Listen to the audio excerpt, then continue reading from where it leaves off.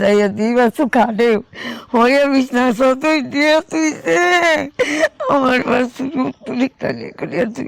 আসসালামু আলাইকুম। এই যে পেছনে যে ঘরটা দেখতে পাচ্ছেন, এই ঘরটা আসলে মানুষের সহযোগিতায় হয়েছে। এই যে অসহায় মা, তার আসলে ছেলে মারা গেছে, সে তার নাতিদের নিয়ে একটা ভাঙা ঘরে বসবাস করত। সেই ভাঙা ঘরে আসলে বৃষ্টি আসলে ঘরের মধ্যেই বৃষ্টি পড়তো, এমন একটা পরিস্থিতি নিয়ে সে বসবাস করত এবং তার আসলে ইনকাম করার মতো কোনো মানুষ ছিল না। তো এলাকার স্বেচ্ছাসেবী ফারাবি যখন এই বিষয়টা আমাদের জানায় যে এরকম একটা পরিবার আসলে জীবনযাপন করতেছে খুবই কষ্টের মধ্যে, তাদের গল্পটা শোনার পরে আসলে আমি এই বাংলাদেশের একটা সুনামধন্য কোম্পানির সাথে আমি কথা বলি, যে পরিচিত, উনি আগেও আমাকে অনেক মানুষের জন্য সহযোগিতা করেছে। তো সে কিছু টাকা দিয়েছে এবং ঘরের কাজ শুরু করি এবং পাশাপাশি ভিডিওর মধ্যে ওনাদের বিকাশ নাম্বার, নগদ রকেট নাম্বার দেওয়ার চেষ্টা করি। সেই নগদ বিকাশ রকেটে 2900 থেকে 3000 টাকার মতো আপনারা পাঠাইছেন, প্রায় 3000 টাকার মতো। আর এই ঘরের পেছনে খরচ হয়েছে 1,63,350 টাকা। যাই হোক, 1,64,000 টাকার মতো,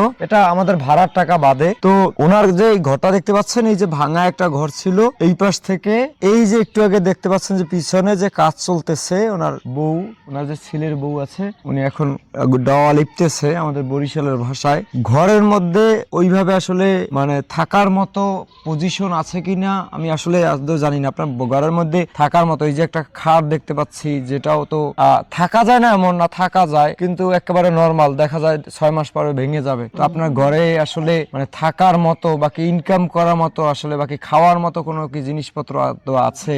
না রে বাবা, কিছুই নেই, কিছু নেই, কিছু থুই যায়নি। ওলাই গুণের কথাই কইয়া যায়নি। মারে মারে বাবারে তো কে নিস মাই করবো দেই, শুধু এটুকে কইছে মারবো, মারে টাকা দেন। কি আর বাবা, মা টাকা দেন।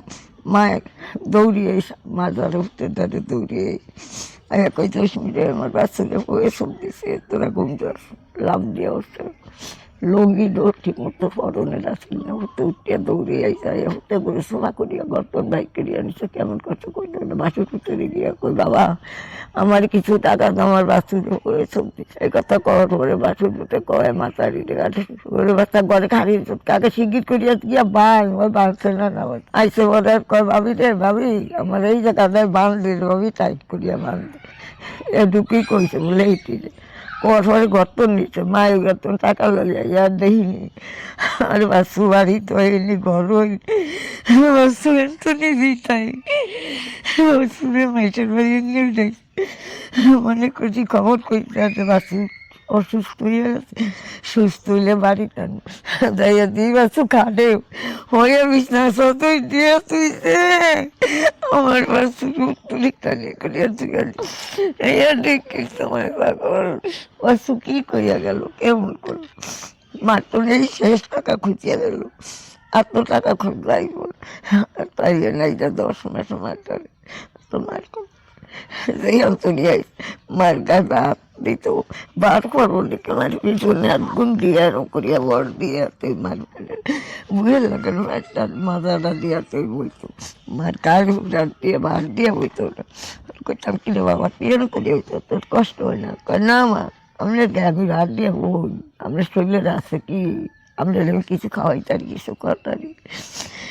এই বাচ্চা ওই যা 10 বার গিয়ে ওই জায়গায় ওই আর ওই সামারে তুই আমার দিনও দেয় রাইতো আমার বাচ্চা ওই জায়গায় না গেলে আমার পড়ার চুড়ায় আমি ওই গরু নিয়ে।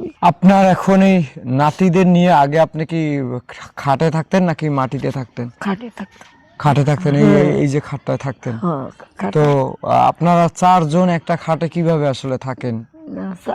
এখন থাই 4 জন, ওতে মরিয়া গেছে, ওতে থাকতো তো আর এইখানে আমি থাকতাম না। হ্যাঁ, নাতিন লই আমি আলাদা থাকতাম, হ্যাঁ 3 জন, ওরা কানে আলাদা থাকতাম। আচ্ছা আচ্ছা।